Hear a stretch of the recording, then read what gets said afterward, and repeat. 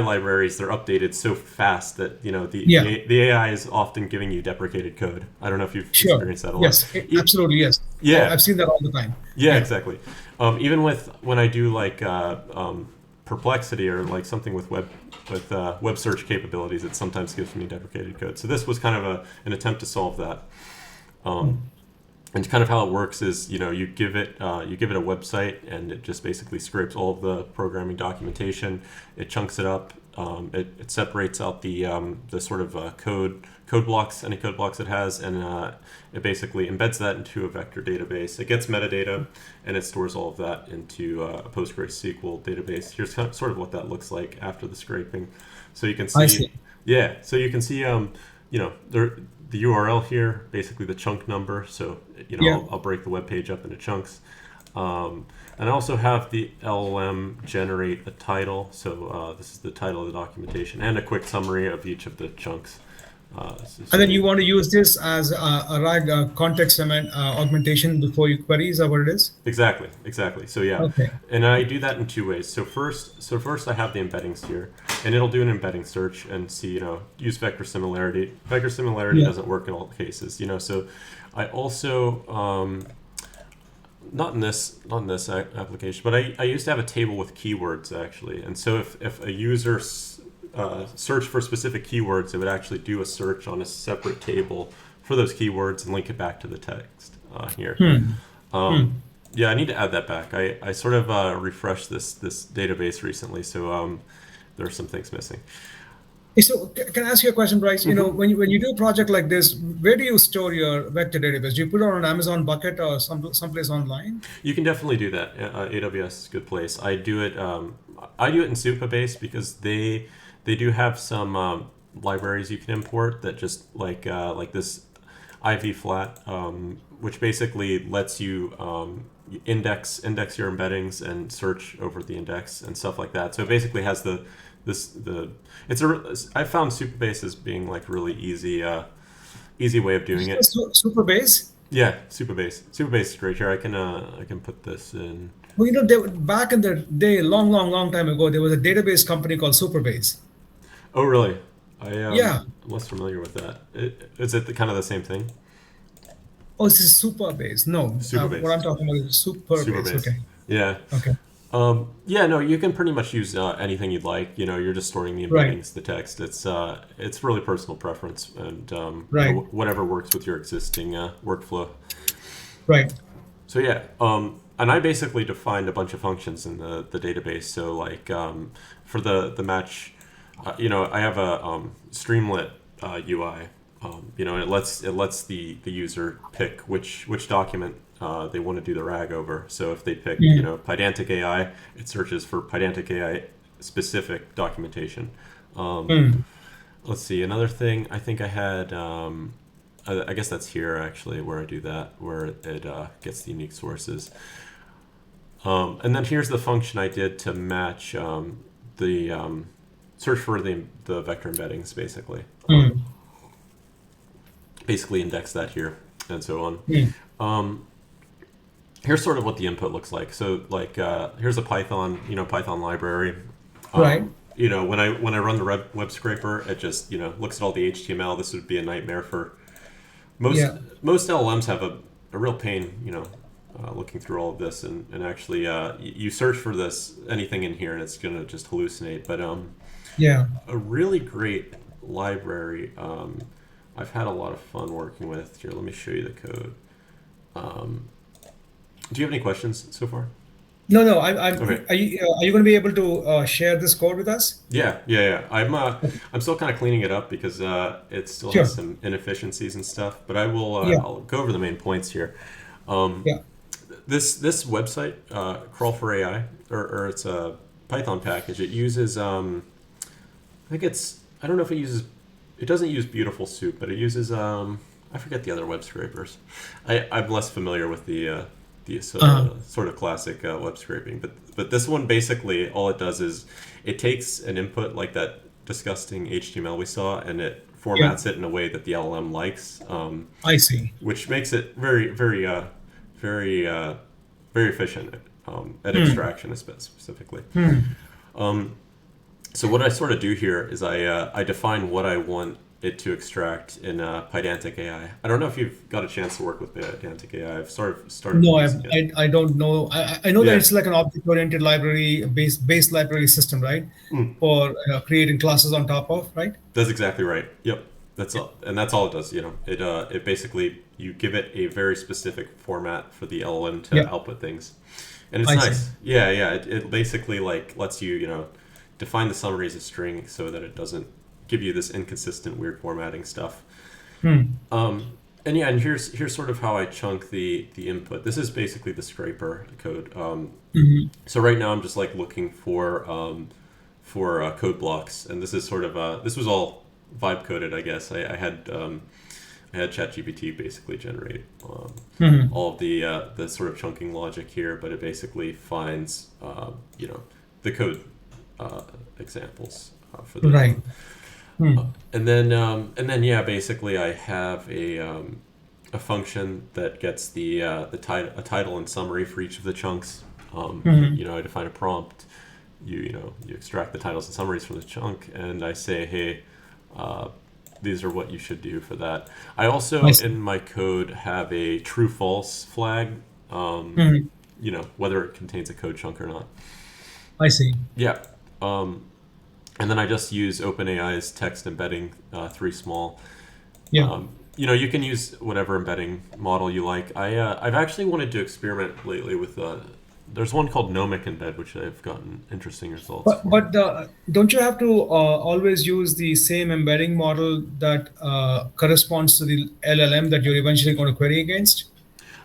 Not necessarily, I don't think, because you're basically when you do the embedding, you're just you're saying how similar how similar a chunk of text is to another chunk of text. So, um, But wait a minute. But I thought, when you do the embedding, the embedding model either comes back with, let's say, a vector of length 536 or a length 1536 or whatever, 784 or whatever it is, based on what model that it actually feeds those embeddings. And when you're eventually going to, I guess, so you can have completely two different models, one for embedding and then one for the LLM. They could be entirely different, right? Is that yeah, right? yeah, yeah.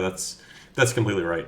You might be Okay. right actually. I haven't actually experimented with different embedding models from for different LLM Oh, you're models. right. Ultimately, when you do the RAG, you're only Mhm. going to go to the embedding database, and it's going to give you back a bunch of chunks of text, right? That you're going Right. to use as context. So at that point, it doesn't really matter what model you're going after. Yeah, exactly. Yeah, exactly. That's how I imagine it Okay. working. Um, Right. that's exactly how I imagine it working. There might be some nuances to that, and that's probably Right. a very good question to ask Shaw because he'll probably have Hmm. a better, deeper explanation for that. But yeah, Okay. yeah, basically that.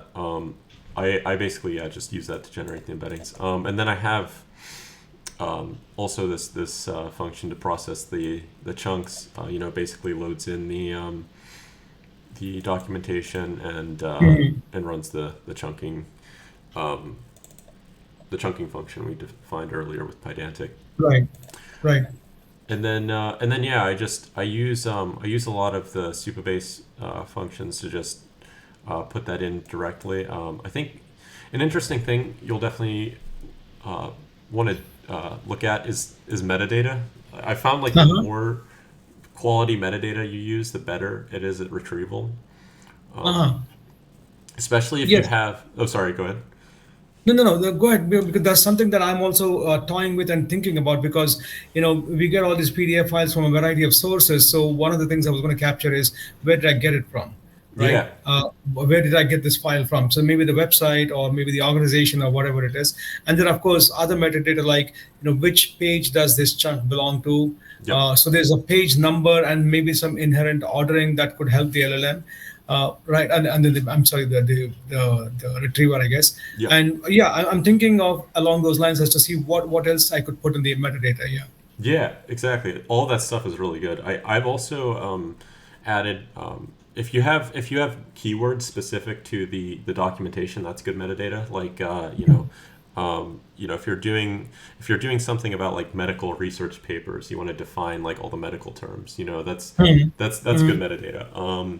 Right. Also, and also something that will also improve retrieval is indexing over each of the metadata types you have. Like if you had like legal PDFs, and they're talking about like case numbers or something, they're referencing Yeah. cases. Yeah. You'd Right. you'd want to index all of the cases with a definition of like what the case was about and things like that.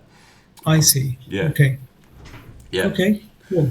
Um, Actually, once you finish, and I'm going to talk to you about something else that I'm also planning on doing very shortly. So go ahead and finish what you're sharing. oh sure, yeah, yeah. I'll just go over, finish this crawler thing. So yeah, basically after that it's pretty straightforward. It just takes all the chunks, stores them in the database with the metadata, the summary, the title, so on. And sort of how the crawler, I set up the crawler to have sort of two options. It either takes the sitemap if a sitemap exists, or it'll take all of the it'll look through the HTML and find all of uh, the what are they called? The websites that are linked on the Yeah, original links. website. Okay. So I guess sometimes people restrict it to the same server, so maybe 2 levels down, 3 levels down, that sort of stuff, right? Yeah, exactly, exactly.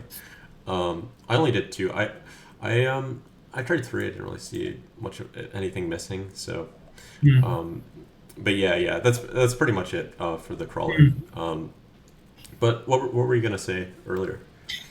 So actually, one of the things I'm planning on working on very shortly after I finish my first exercise with this whole thing. By the way, I've got two other kids who I just enrolled as interns. And Nice, whatever I'm learning, I'm dumping it on them, so they're actually playing with it and they're nice. coming That's up good. with code and stuff. So Yeah, I mean, they're also learning along the way. So one of the things I am thinking of, see, we are in the business of actually producing financial statements to a lot of finance customers in India. yeah, So if you think about, let's see, in the US, there is something called not SEC, but what's the depository that actually handles, the accounting of all the shares of all the publicly listed companies. So, for example, let's say Apple. Apple has, I don't know, some 50 million shares or something, right? Altogether 50 million shares. yeah, At any point in time, who owns those 50 million shares? Joe Schmo owns 100, and so and so brokerage company owns 500 million, whatever, right? sure. There's all the shares are owned by some people, and on a daily basis there's transactions going on, and people are buying, people are selling, companies taking them back, and all that stuff. So there's an organization that keeps track of all outstanding shares of all listed companies. We call that as a depository in India. I don't know what that's called in the US. I think it's something. Some clearinghouse or something, right? Yeah, Anyway, long story short, there are two such depositories in India, and they're my customers. We actually do a bunch of work for them. We prepare very complex financial statements from raw data, and in the hundreds of millions statements every month, right? yeah, So one of the things I'm planning on doing is, let's say a particular investor, he or she has a complex statement, 15, 20, 30-page PDF statement that we have produced. And these statements are very, very complicated. There's mutual funds in there. There is, multiple schemes, multiple, all sorts of things, transactions, this and that, right? mm-hmm. I want to essentially come up with a bunch of intelligent questions to ask against that PDF. Essentially, use the PDF as your go-to chatbot.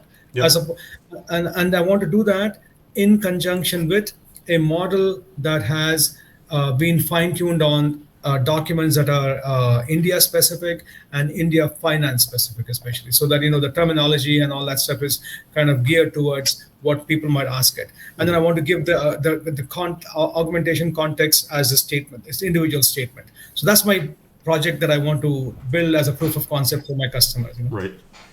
That So Yeah, that's a great project. I actually have. Let me see if I can find it because I had an exact. It's not what you said about finding the shares, but I did do a sort of scraper that looks through what is it? The date, SEC filings. the SEC filings, exactly. Yeah. One question I'm thinking about is, which stock in my portfolio did the best in terms of performance in the last 1 month, for example, right? Right. Or which industry sector did the best, and compare that to what happened in the outside in Dow Jones Index or something like that. I mean, want to come up with some standard questions, and then I use them as reference, and then of course they can ask whatever questions they want after that. Yeah, perfect. Yeah, yeah. That is an excellent RAG application. Here, I have this example, and I'll talk about this for a minute too, because let me see if I can share this with you. So, do you work for somebody or you work for yourself? Right now, I work at a fintech company as a data analyst, but I do this in my free time. I'm kind of looking to potentially start a consultancy here soon. Ah, Yeah. okay. So yeah, here if you can you open this link? Yeah. Okay, sweet. Let me just give you a walkthrough. And this is sort of the application you were talking about. It says no preview available download. What's this, like a document? Yeah, this is a Google Colab link. Okay. Yeah, so you can run this code, and you can see my screen, right?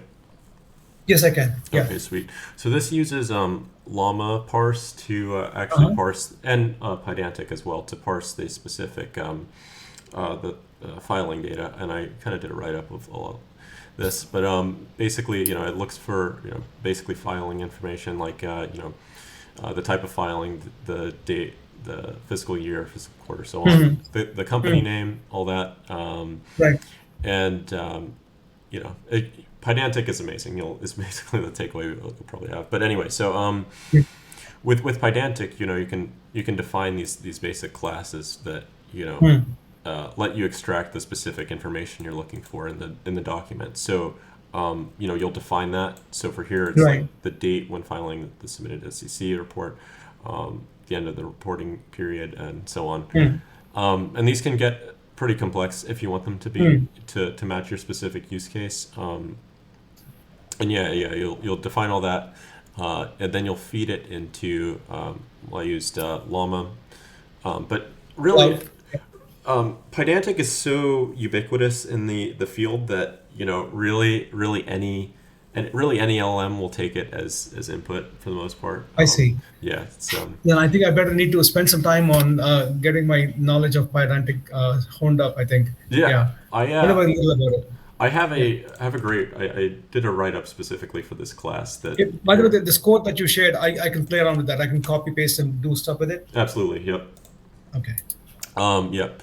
And so here's what an example output is for this NVIDIA's 10K. Uh-huh. I have the filing data that it's a 10K filing period, Right. all this information that you'd like to have, Right. and after you're done with that, you can insert it into a database, and you can index over if you could index over the revenue percentage by company, for example, and then Okay. when anytime someone says the word revenue percentage, your RAG should just return the specific information that you're looking for the company. And the I see. the sort of Yeah. thing you want to do with RAG too, this is just sort of a good rule of thumb, is that generally you can fine tune your RAG to get 80% of the questions down that your users have, but every once in a while you'll have users that ask things that your LLM really isn't geared to answering. Um, Yeah. and you don't want the LLM to be allowed to answer those questions, is kind of what I've Hmm. sort of moved to, because it's really 20% of the work will get you 80% of the way there in general with Yeah. RAG. So there is sort of a diminishing return that Hmm. you'll see. um, and yeah, I sort of just parse out a lot of this uh, relevant information for NVIDIA, Hmm. and share the extraction results, and so on. You can look through Yeah. the rest of that too. I hope that's useful Cool. too. Yeah, that's actually very much along the lines of what I would be doing eventually, I think. Yeah. Yeah. Okay. Good. Cool. Good. Good. Yeah. Yeah. All right. I got three great things from this. Pointed me to Call Pally, and then you pointed me to Supabase, and then this collab book. Yeah. And you Yeah. just said that you had a tutorial or something on Pydantic that I could go to. Yeah, yeah. I have this Medium article I just posted in the chat here. Wait, let me get the friend link so you can see it. Uh, I also posted it in the general chat. A link to this. It goes over basically everything you need very quickly. I have a web scraping example and a PDF parsing example. Hmm. Very, very, you'll pick it up fast. Pydantic is that's the nice thing. Another nice thing about Pydantic is it's very intuitive if you're used to Right. Python. Oh, the Medium link actually lets me go to the whole thing. It's not, I don't have Okay, to subscribe. Okay, awesome. All great. right, fantastic. All Okay. right, glad to hear that. Yeah. Um, Here, let Do me let you me. you write do you write a lot of articles on Medium? No, but I'm going to start. This class has really motivated me to sort of Uh share huh. things I think are interesting. And in fact, I was reading so much on Medium, and all the good ones, good information is on Medium. I'm like, maybe one of these days I will also have enough information or enough knowledge to write one on Medium. Yeah. Oh, you absolutely should. You absolutely should. It's I love Medium. I love reading even the most niche things because you'll find some gems in there. Hmm. Um, Here, let me show you too how I set up. Let me just finish going over some of this code that might be useful to you for especially the retrieval aspect. Hmm. So I did have once you get the indexing and stuff, and you have like a search function, and I'll provide this code in the course later on after I'm Yeah. finished cleaning it. Once you do all that, you can basically have the agent do these function calls, um, and you can basically say call the SQL function that retrieves the index that you want. I see. Yeah.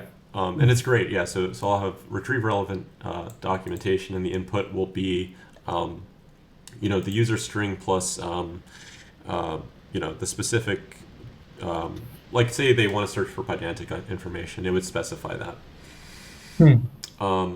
And yeah, and so I define a few more functions here, and I could kind of Hmm. show you this Streamlit application just to show you what that would look like